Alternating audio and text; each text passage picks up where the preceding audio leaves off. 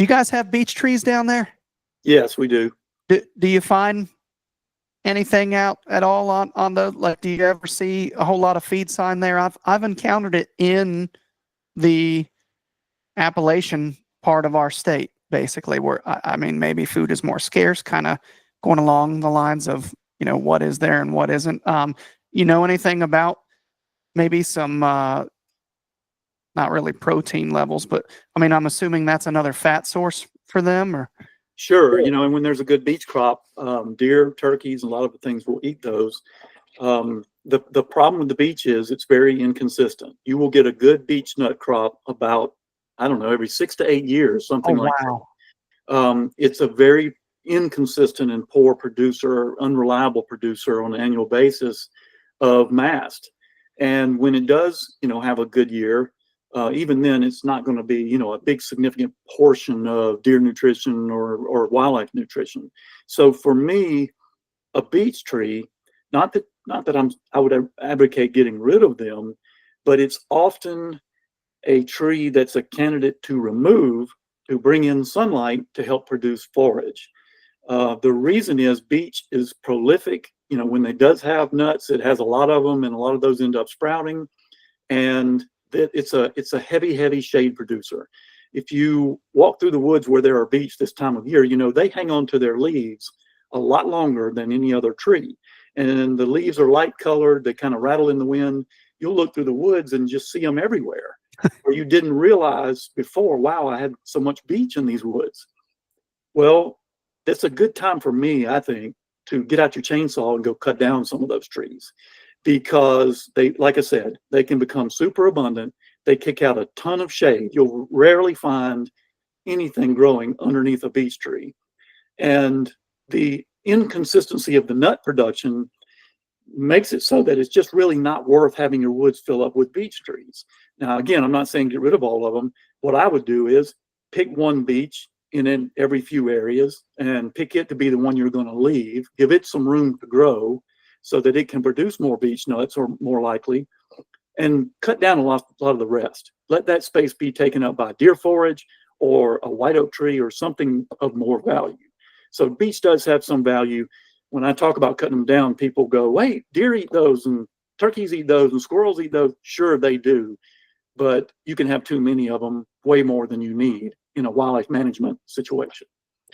I have a property that is everything you just described. Literally, there is like what I would call a secondary canopy that you, like, if you get 12 or 15 feet high in a tree, you'll never shoot a deer because there's so many beech trees. Yeah. You can't. I got into filming about the time that I started hunting there, and there, your light's over. Your light is done a half hour before last light. Yes. When it comes to filming, it is crazy, and it's so thick. But buddy, those deer, it's almost like having, similar to like a honeysuckle thicket here. You can get through it a lot easier, but my God, it is so incredibly thick. So it also makes me wonder if that's just another reason why you see scrapes under them, because it's easier to paw the ground out there and stuff like that. They got the proper branches and all that, of course, too. And older leaves longer, but just another piece to the puzzle. Kind of neat to hear. Yeah, definitely a tree that in most cases you need to keep under control rather than encourage. It sounds like it. I'm really glad I asked that question. All right. So again, that sunlight, that beech, they will fill in the mid-story like you're talking about, and take over control of sunlight and produce nothing but shade underneath. That is room where you could be growing forage and cover that deer can use in the understory. So yeah, beech is a good one to remove. Man, that makes so much sense. We did an episode in our previous series. It was called the Whitetail Apprentice series with Alan Summerford, and he just kind of went into, I think the way he described it was pounds per acre, maybe, that are produced from browse, ag, acorns, and so on and so forth. And it actually blew my mind that the native plants just trump everything. And then when you're looking at like all the nutrients they get from them. I would have never imagined in a million years that everything that you're putting out in a mineral site is growing in those freaking plants, and people want to go dump powder in the ground instead of, torching something or whatever. Right. So very, very interesting. I'll throw those numbers real quick at you that come from some research that Dr. Craig Harper did and his grad students did at the University of Tennessee a while back. And what they found was in a forest where you've got maybe 3 to 5% sunlight getting through to the ground, you're looking at maybe 100 acres, 100 pounds to the acre of high quality deer forage produced. If you open that up to about 30% sunlight, you're getting up around 500 pounds to the acre or more of high quality forage. And if you can go all the way to 50% sunlight hitting the ground, in other words, you're opening up space between mature trees. They're not all just locked together. Okay. 50% sunlight reaching the ground, you're talking about 1,200 pounds to the acre of high quality deer forage. Not just plants, not just deer forage, the best high quality stuff, 1,200 pounds to the acre with 50% sunlight reaching the ground. That's food plot quality or better. And when you say forage, are you strictly referring to plant life, or does that include like acorns and everything? That's plants. Wow. Yes.